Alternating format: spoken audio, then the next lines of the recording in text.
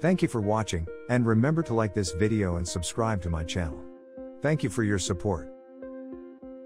Into tonight, into tomorrow, give you a virtual view of what it might be looking like at a place like Houston, Texas. Houston timing looks like this: Friday, Saturday, Sunday, thunderstorms. It's like, you pull the lever, you get the jackpot. This is not necessarily the jackpot you want, though, right? You don't want a weekend full of thunderstorms. Unfortunately, we're going to keep those chances around there in Houston with those temps in the low to mid 80s through the end of the weekend. So let's get you the future radar. Again, there's Houston up against some of those showers and storms. Of course, Mike showing us what's been going on in the state of Oklahoma as well. Moving through the evening and into the overnight, portions of Texas getting in on big.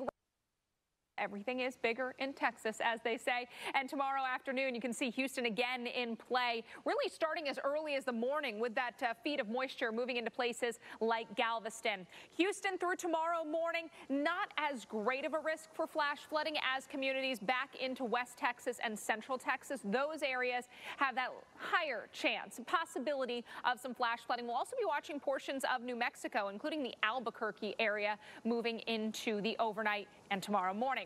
Then we get you into Saturday. A lot of the same areas still dealing with those thunderstorms. Heavier showers or better shower chance in the areas where you see the deeper green. So Dallas up through Oklahoma City, even as far north as Wichita, Kansas. And flash flooding tomorrow through early Saturday. We're going to be watching many of the same areas, really shifting a little bit to the east. So now Dallas, Killeen, San Antonio, but plenty of Central and West Texas still in play. Moving through the weekend, there's our greatest risk of rain as we head into Saturday afternoon. We're watching Kansas City, Joplin and Springfield, Little Rock into Arkansas, some of those communities in southeastern Oklahoma also on guard for a little better opportunity for rain showers and thunderstorms.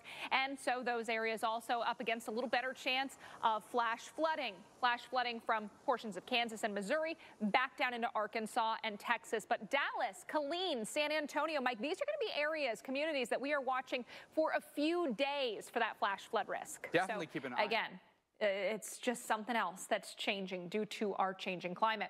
10 to 20 degrees above average. That's where we'll be tomorrow across the upper Great Lakes, portions of the Midwest. So where you see the red, expect above average temperatures. Not going to be crazy hot, but again, above where we would typically be this time of year. Into sections of the Southwest, 5, 10, even 15 degrees below average for these areas. And it's all because of our jet stream pattern. So we've got that cooler air along with that dip in the jet stream. We've got the warmer air beneath the ridge. And remember, we talked about last night, we've got that dip in the jet stream across sections of the Northeast, keeping things a little bit cooler up there. And you can very clearly make that out tomorrow in our forecast. So we've got warm in the middle, cool in the Northeast, cool in the Southwest, but portions of the Southeast, the South Central, the Midwest getting in on those above average numbers well into the 80s from places like Chicago and St. Louis down into the Gulf Coast and North Florida. How about 87 in Jackson and in Nashville, Tennessee, near 80 in Raleigh, but we get up into the Northeast and that's where those temperatures cool into the 60s for highs. So again, what we would maybe expect this time of year. Always spectacular in the Northeast in late September, early October. Saturday, October 2nd, we're looking at mid-70s for Buffalo and New York, mid-80s from Middle Tennessee down to Atlanta, Georgia, mid-70s into places like Minneapolis. Sunday, we're in the low 80s in Bismarck. So once again, North Dakota getting a shot of heat, near 80 in Oklahoma City, low 80s for Jackson, for Atlanta, and mid-80s in Jacksonville, Florida. Still keeping it comfortable, but warming a bit into the Northeast. We'll be approaching 80 in New York City by the end of the weekend. Chicago, it is tomorrow. That's your warmest day of the week. You can see we're well above average at 85, getting back closer to average Sunday and Monday with more rain chances also arriving end of the weekend and early next week, Mike. Towards the north, we've got storms up that way as well as advertised. Eastern Nebraska, parts of Iowa into Missouri today, getting in on the showers, the thunderstorms that have brought some big downpours. And again, a lot of lightning. That's going to cause you trouble. Even if the storm's not severe warned, you want to be inside. It's north and west of St. Louis right now, closer to Warrenton and Troy, really west side of both those communities,